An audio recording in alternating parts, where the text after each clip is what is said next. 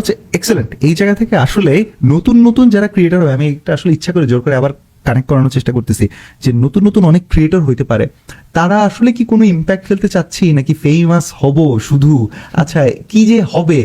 আমি মোটামুটি বলতে পারি ভাইয়া খুব হজবরল একটা সিচুয়েশন। কোনো 18, 17, 18, 19, 20 বছর 22 বছরের ছেলেমেয়েরা যদি অনেক সময় বলেও ভাইয়া আই নো আসলে লাইফে আমি কি করতে যাচ্ছি, content creation this is my passion, অনেক সময় কঠিন। ও হয়তো বা মোটামুটি বুঝতেছে যে কোন দিকে যাবো, কিন্তু একদম ক্লিয়ার ভিশনটা এখনো পায় না।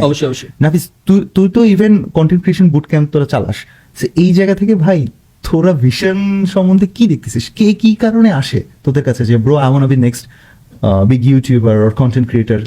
আমরা যেটা দেখছি ম্যাক্সিমাম ক্ষেত্রে অবশ্য আমাদের ইয়াটা একটু সেগমেন্টেশনটা যেরকম যে এখনকার দিনে যে মানে তোমার যদি বিজনেস থাকে you should definitely do content creation or content তোমার থাকা উচিত। business plus content creation is equal to tons and tons of money, right? So clients, tons of clients, money, clients, whatever your goal is, because তোমার rich এত বাড়াই দিবে তখন না তোমার অনেক অপরচুনিটিস খুলে যাবে, রাইট?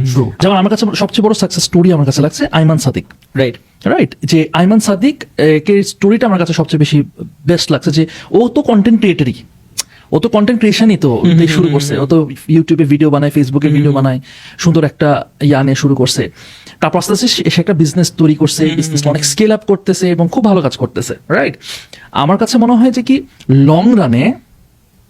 লং রানে এই অ্যাসপেক্টটা আমাদের আনাটা খুবই জরুরি। তুমি তো অলরেডি ওই দিকে যাচ্ছ, ওই বিজনেস অ্যাসপেক্টটা, রাইট? যদি আমাকে এটাও বুঝতে হবে যে ভাই এটাকে আমার বাঁচায় রাখতে হবে, যে স্টেক হোল্ডার্সের যে ব্যাপারটা, আমার টাকা আনতে হবে, খরচও করতে হবে, কোয়ালিটি রাখতে হবে, সবকিছুই করতে হবে, স্কেলও করতে হবে। ওইভাবে করে যদি কেউ করতে পারে I think that B fantastic. এখন যারা বিজনেস করতেছে, ধরো সাপোজ একজন, এটা আমরা এরকম কেস স্টাডি দেখছি আর কি, একজন 1000 সাবস্ক্রাইবার্সও নাই, বুঝছো? 1000 সাবস্ক্রাইবার্স নাই, শুধু শর্টস বানায়, সে একটা ফ্ল্যাট বিক্রি করে দিছে। অস্থির না ব্যাপারটা? তার কিন্তু 1 মিলিয়নও নাই, 100,000 নাই, দরকারও নাই, 1000টা সাব ফলোয়ার্স দিয়ে সে করে ফেলতে পারছে। এখানে জাস্ট একটু কোয়েশ্চেনটা আসে, তাহলে সে কি $5,000 কামালো নাকি $6,000 কামালো, অর অনেক বড়?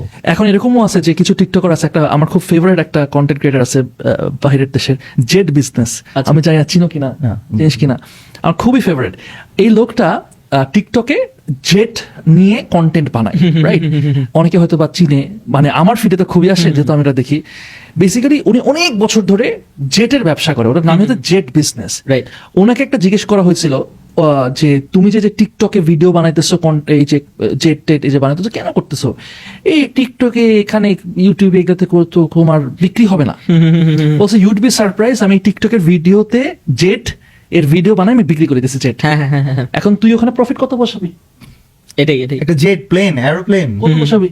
$5 million, $1 million to $5 million তো ডেফিনেটলি প্রফিট। এটা কিন্তু অনেক বড়। Content creation is not about যে ইউটিউব আমাকে কয় টাকা দিল, রাইট, ফেসবুক আমাকে কি দিল, নো, ইটস অ্যাবাউট এইটা একটা প্ল্যাটফর্ম, এইটাকে ইউটিলাইজ করে তুমি আসলে কি করতে পারবা, এটা তুমি করবা। সবচাইতে আমার খারাপ লাগে, কষ্ট লাগে, এটা আমার কষ্টের জায়গা যে আমরা অনেকে আছে জিনিসটা বুঝতে পারি না।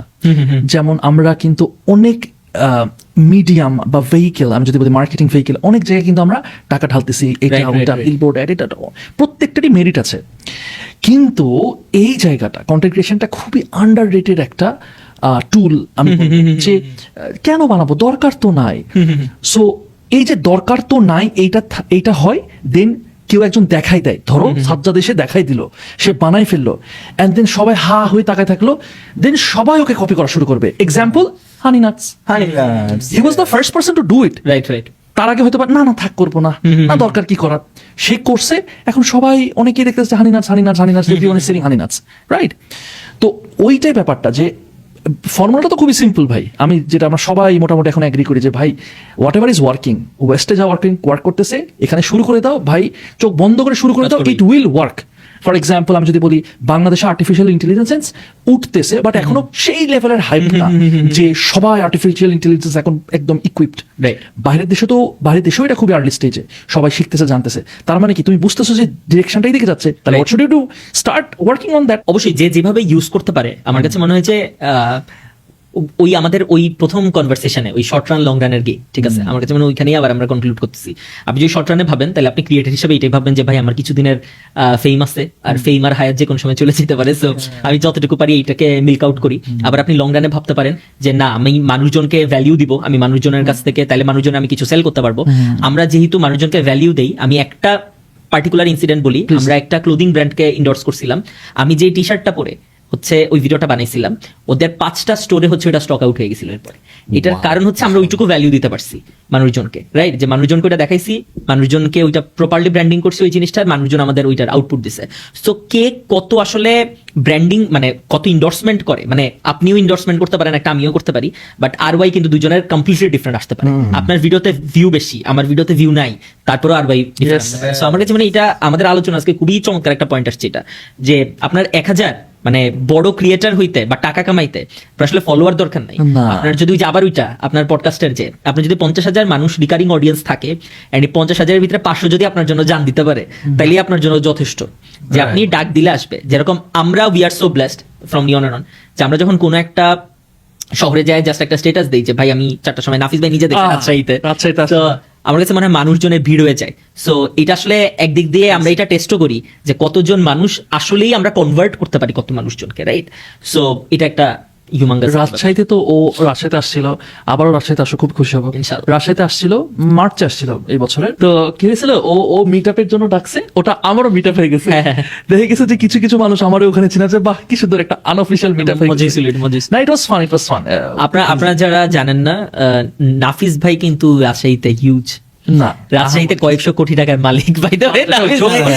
নাফিস না, ওর দাদা, ওর বাবা, ও না, ও নাফিস তো- ভাই এরকম হচ্ছে বিভিন্ন আমাকে ওটা দেখাইছে $3 যে million আচ্ছা এই বিল্ডিংটা আমার ড্রাইভারের, এরকম যে এই বিল্ডিংটা আমার না, না, দারোয়ানের, মজার ঠিক আছে? ব্যাপার, আমার একটা উত্তরায় অফিস ছিল, উত্তরাতে ওদিক থেকে আমার অফিসের দিক থেকে আসতেছে, বলতেছে ও ম্যাটার অফ ফ্যাক্ট, তো একটা হ্যাঁ, matter of fact. Matter of fact আমাদের I hate you, man. উত্তরাতেও আমাদের একটা ফ্ল্যাট আছে। আমি বললাম উত্তরাতে ফ্ল্যাট আছে কোথায়? আমি না জানি না, ওটা না আসলে কে জানি টাকা ওঠে, আমি তো জানি না টাকা কত, এত টাকা তুই জানিস না?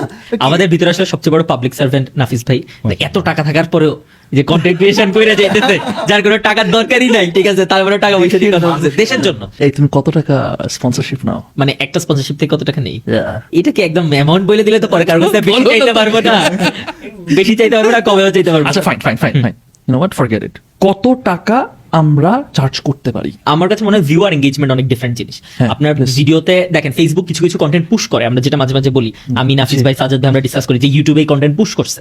পুশ করা মানে কি, সেটা হয়তো ওই যে ফর ইউ পেজে চলে গেছে, ঠিক আছে, ফেসবুকের অথবা ইউটিউবের যে অ্যালগোরিদমের যে সবকিছু আছে সবগুলো পুশ করে, তোমারটা আবার বেশি পুশ করে। না এটা আমি বলবো যে হ্যাঁ করে পুশ করে।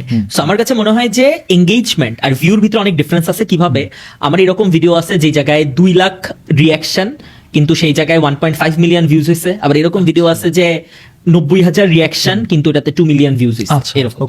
সো এরকম হইতে পারে। আমার কাছে মনে হয় যে আপনার যদি এঙ্গেজমেন্ট অনেক ভালো হয়, এই যে বললাম যে কত, ফর এক্সাম্পল আমিনরা কিন্তু ভালো স্পন্সরশিপ পায়, আমিন হান্নানের কথা বলতেছি আমি, ওর কিন্তু ফলোয়ার বেজ অনেক হিউজ না, বাট কেন স্পন্সরশিপ পায় এটার কারণ হচ্ছে ওর শোতে মানুষ আসছে, দ্যাট মিনস ও মানুষকে কনভার্ট করতে পারে। আমি কেন স্পন্সরশিপ ভালো পাই, এটার কারণ হচ্ছে আমি ডাকলে ওই জায়গায় মানুষজন আসে, দ্যাট মিনস আমি কনভার্ট করতে পারি। এটা ব্র্যান্ডের জন্য একটা ইন্ডিকেটর, রাইট, যে ওর কথা মানুষজন কতটুকু শুনে, ওর কতটুকু ইনফ্লুয়েন্স আছে মানুষজনের উপরে।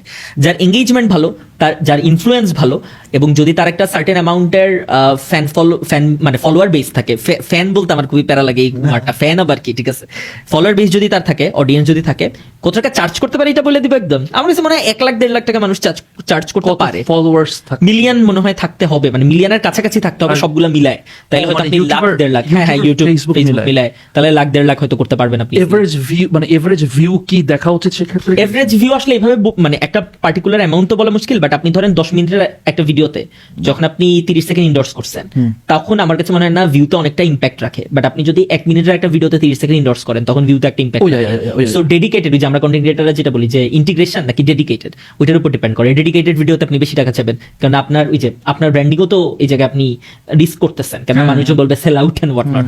সো ওইটাও একটা ব্যাপার আছে। বাট হ্যাঁ, আমার কাছে মনে হয় সার্টেন অ্যামাউন্টের ফলোয়ার বেস থাকলে 1.5 লাখ 1.5 লাখ টাকা এখন বাংলাদেশে করা যায়, বাট লাখ 1.5 লাখ টাকা উঠাইতেও প্যারা আছে, ব্র্যান্ডরা এত ইজি না যে মানুষ টাকা দিবে। আপনি ওই লাখ 1.5 লাখ টাকার আউটপুট দিতে পারবেন কিনা এটা আপনার চিন্তা করা দরকার আছে, এটাই আর কি। নেক্সট মাসে কি স্পন্সর আসবে এটা তুমিও জানো না, তারপরের মাসে কি আসবে তুমিও জানো না, নেক্সট মাসে কি খরচ হবে এটা তুমি জানো, এটা তো একটা টেনশনের মতো একটা জিনিস।